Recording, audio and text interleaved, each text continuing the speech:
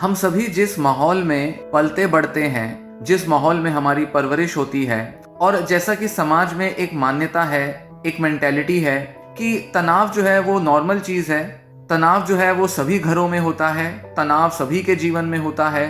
इसलिए किसी भी तरह का तनाव हो, उसके साथ डटकर सामना करना चाहिए, उसको झेलना चाहिए या उसको डील करना आना चाहिए। कुछ हद तक तो ऐसा मानना बिल्कुल सही है, क्योंकि वैज्ञानिक भी ऐसा मानते हैं कि एक ऐसा स्ट्रेस होता है जिसको कि हर कोई एक्सपीरियंस करता है, या ये कहें कि थोड़ा बहुत स्ट्रेस एक्सपीरियंस करना ये हम सभी के लिए जरूरी होता है।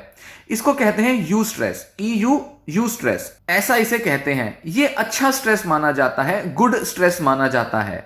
ये स्ट्रेस जो है लोगों को मोटिवेशन देता है, लोगों का इंटरेस्ट जो है वो बढ़ा देता है अपने काम में, टास्क में या चैलेंजेस में, लोगों को चुनौतियां लेने के लिए इंस्पायर करता है। तो अच्छा तनाव होने से लोग अपने सभी काम टाइम से पूरे कर सकते हैं, ईमानदारी से लगन लगा के अपने काम में ध्यान लगा सकते हैं, और इस तरह का तनाव जो है ये लोगों के लिए ज़रूरी है, तभी हमारा जीवन चलता है।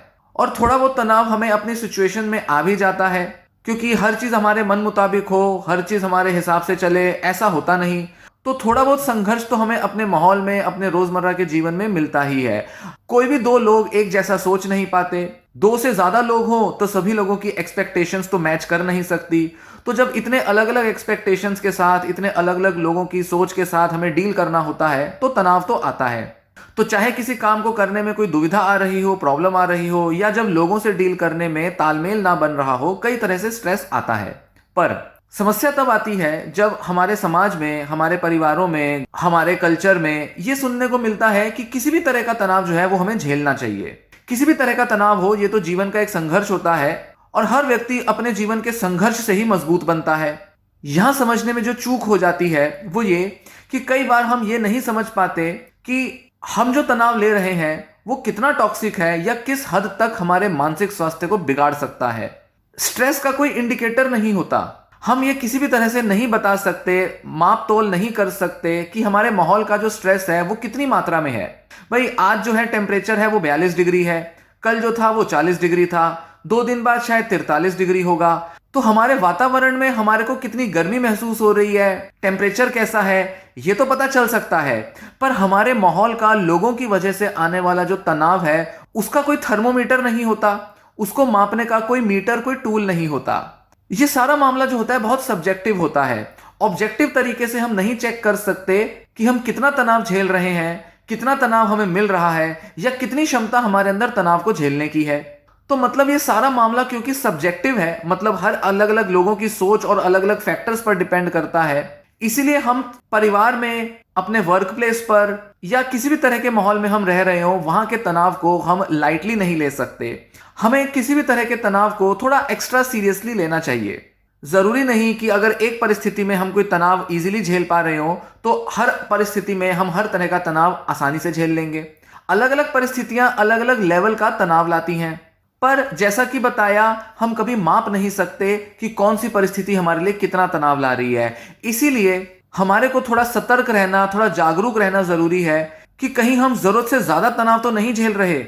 पर जैसा कि मैंने बताया, बहुत सारे लोगों की सोच होती है, और आमतौर पर हमारे हिंदुस्तान के समाज में तो ये हमेशा से धारणा रही है कि जीवन तो संघर्ष से भरा होता है, सभी लोग संघर्ष करते हैं, संघर्ष वाला जीवन तो सबके लिए जरूरी है। भाई हम कोई अनोखे थोड़ी ना हो गए हैं, बाकी दुनिया भी तो इतना संघर्ष कर रही है, तो जब बाकी दुनिया झेल जाती है तो हमें भी झेल जाना चाहिए।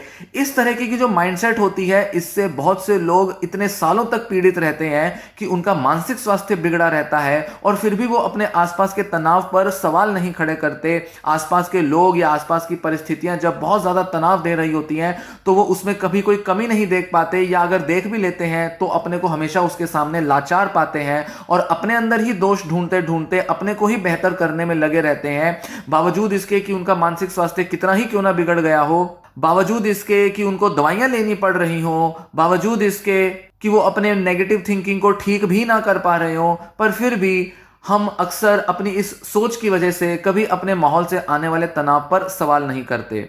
और ऐसा क्यों होता है? क्योंकि हमने हर तरह के स्ट्रेस को नॉर्मलाइज किया हुआ है। नॉर्मलाइज करना मतलब उसे नॉर्मल बना लेना। घर में किसी तरह के कलेश हैं, भाई दूसरों के घरों में भी तो होते हैं, हमारे घर में हो गए तो क्या बड़ी बात हो गई। कोई हस्बैंड वाइफ हैं और उनके बच्चे हैं और हस्बैंड जो है वो बहुत ज़्यादा अल्कोहल पीते हैं, अल्कोहल पीकर नशे में गाली गलौज करते हैं, मारपीट करते हैं।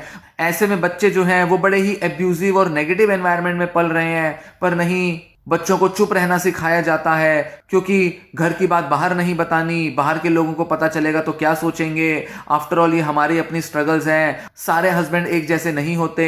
शराब तो आदमी लोग पीते ही हैं, शराब पीकर आदमी लोग जो है वो घर में मारपीट गाली गलौज तो करते ही हैं। अब इन आदतों को कौन सुधार सकता है? शराब की लत पड़ गई तो पड़ गई। तो इस तरह से हम शराब पीने को, शराब की वजह से मारपीट होने को नॉर्मलाइज कर लेते हैं, एक आम समस्या मान लेते हैं और फिर खुद को इस तरीके से एक्सप्लेन करते हैं, रैशनलाइज करते हैं कि भाई और परिवारों में भी तो ऐसा होता होगा, हम कोई अनोखे थोड़ी ना है, और लोग भी अगर डील कर रहे हैं तो हमें भी डील करते रहना चाहिए और जो भी अत्याचार सह रहे हैं उसे सहते रहना चाहिए। तो कई तरीके के ऐसे इश्यूज हैं जिनको हमने अपने समाज में, अपनी सोच में नॉर्मलाइज करके रखा हुआ है। पर इससे सबसे बड़ी समस्या कहां आती है कि हर परिवार में, चाहे वो बच्चा हो या कोई भी दूसरा परिवार का सदस्य हो, वो कई दूसरे लोगों के मुकाबले ज्यादा सेंसिटिव हो सकता है, ज्यादा संवेदनशील होगा, चिंता करने वाला होगा, ज्यादा लाचार होगा, छोटा है या समय से पहले बहुत ज्यादा तनाव झेल रहा है। ऐसे किसी व्यक्ति या ऐसे किसी बच्चे पर उस डिफिकल्ट एनवायरनमेंट का बहुत नेगेटिव प्रभाव पड़ेगा और वो सालों तक एक एब्यूजिव एनवायरनमेंट में पलकर अपनी मेंटल हेल्थ को इतना वल्नरेबल बना लेगा कि जब वो बड़ा होगा, 15, 18, 20, 25 की उम्र तक पहुंचेगा, तब तक पहुंचते पहुंचते उसको मानसिक बीमारी हो जाएगी। और वो मानसिक बीमारी कई बार इतनी घातक, इतनी गंभीर हो सकती है कि शायद दवाइयां भी उसे ठीक ना कर पाए या शायद उसे कोई थेरेपी भी ठीक ना कर पाए। तो ये सब क्यों होता है? क्योंकि परिवार का एक सबसे संवेदनशील व्यक्ति, सबसे कमजोर व्यक्ति इस तरह के तनाव का शिकार हो जाता है और हमें पता भी नहीं चल पाता कि हमारे परिवार में वो संवेदनशील व्यक्ति कौन है। कई बार लगेगा कि बच्चे हैं, छोटे हैं, सहम तो जाएंगे ही ऐसी लड़ाइयों में, तो चलो इग्नोर करो और अपने जो भी झमेले हैं उनको हैंडल करते रहो या वक्त पर टाल दो। पता भी नहीं चल पाता कि घर में एक बच्चा, एक व्यक्ति जो है वो बहुत ज्यादा सहन कर रहा है इस तरह के तनाव को, वो अपने अंदर बहुत सारी नेगेटिविटी कैरी कर रहा है। शायद वो दूसरों को बताता भी नहीं, दूसरों को पता भी नहीं चल पाता, डिटेक्ट भी नहीं हो पाती ऐसी चीजें।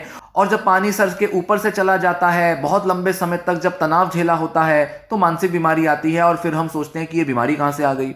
समझ तो जाते हैं कि हाँ, घर में बहुत तनाव थे, प्रॉब्लम्स थी, पर फिर सोचते हैं कि ठीक है, बच्चा कुछ कहता तो था नहीं, हमें लगता था सब ठीक है, बच्चा समझ जाता है, हम भी थोड़ा बहुत समझा देते थे, या हमें लगता था कि जब बाकी सब ठीक है तो शायद बच्चा भी ठीक होगा, या कोई अगर बड़ा व्यक्ति भी है, 20-25 साल का व्यक्ति भी है, तो हमें लगता था कि भाई ये समझदार है, इसने बहुत सी चीजें देखी हैं, तो शायद ये मैच्योर हो गया है। पर यही हम सबसे चूक हो जाती है, क्योंकि जिस तरह से हम स्ट्रेस के लेवल को मेजर नहीं कर सकते, उसी तरह एक व्यक्ति अपने ही अंदर, मन ही मन में कितना तनाव और कितनी हीन भावना एक्सपीरियंस कर रहा है, कितना वो अंदर से तड़प रहा है, परेशान हो रहा है, फ्रस्ट्रेटेड हो रहा है, इसको भी कई बार हम मेजर नहीं कर पाते, इसकी भी कभी हम जांच नहीं कर पाते, क्योंकि इसको भी चेक करने का कोई तरीका नहीं होता। शरीर अगर बीमार पड़ता है तो उसे जांचने के लिए कई सारे टेस्ट होते हैं। भाई ब्लड प्रेशर बढ़ गया, उसको भी देखा जा सकता है, कोलेस्ट्रॉल या शुगर के लेवल बढ़ गए, उसको भी जांचा जा सकता है। पर शरीर के स्ट्रेस को कैसे जांचा जाए? कोई ऐसा फिजिकल टेस्ट नहीं है। साइकोलॉजिकल टेस्ट भी थोड़ा बहुत ही बताते हैं, ज्यादा एक्यूरेसी से नहीं बताते कि एक व्यक्ति किस हद तक स्ट्रेस झेल रहा है। इसीलिए जरूरी है सबसे पहले कि हम तनाव को समझें, तनाव को जानें, और कभी भी अगर लगे कि तनाव जो है वो जरूरत से ज्यादा होता जा रहा है, या परिवार का कोई व्यक्ति उससे बहुत ज्यादा पीड़ित हो सकता है, उसकी वजह से उस पर प्रभाव पड़ सकते हैं, वो मानसिक स्वास्थ्य उसका बिगड़ सकता है, और अगर लगता है कि हाँ, कोई संवेदनशील व्यक्ति है जिस पर ज्यादा ध्यान दिया जाना चाहिए, तो ऐसे व्यक्ति पर ध्यान देकर उसके साथ रिश्ते अच्छे बनाए जाने चाहिए और पूरी कोशिश करनी चाहिए कि तनाव के कारणों को जल्द से जल्द हटाया जाए, उनको अपने परिवार से दूर किया जाए।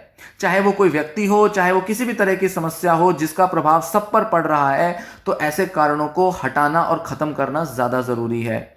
नहीं तो यही तनाव झेलते झेलते किसी ना किसी तरह की मानसिक बीमारी वो व्यक्ति जरूर डेवलप करेगा, या आज अगर कोई मानसिक बीमारी है तो अतीत में, पास्ट में कहीं ना कहीं बहुत ज्यादा स्ट्रेस उस व्यक्ति ने झेला जरूर है। जैसे महंगाई बढ़ने से सबसे ज्यादा प्रभाव गरीब लोगों पर पड़ता है, गर्मी बढ़ने से सबसे ज्यादा प्रभाव होमलेस लोगों पर पड़ता है जिनका अपना घर नहीं है, उसी तरह से तनाव का लेवल जब परिवार में बढ़ जाए तो सबसे ज्यादा असर सबसे कमजोर और सबसे सेंसिटिव व्यक्ति पर पड़ता है। इसीलिए जरूरी है कि हम तनाव को सीरियसली लें और उसके प्रभावों को भी सीरियसली लें, और समय रहते एक उचित कदम ले लें, जिससे कि गंभीर परिणामों को समय से पहले रोका जा सके और बहुत गंभीर होती मानसिक बीमारी को होने से ही रोका जाए, या अगर हो जाए तो उसको बढ़ने से रोका जा सके।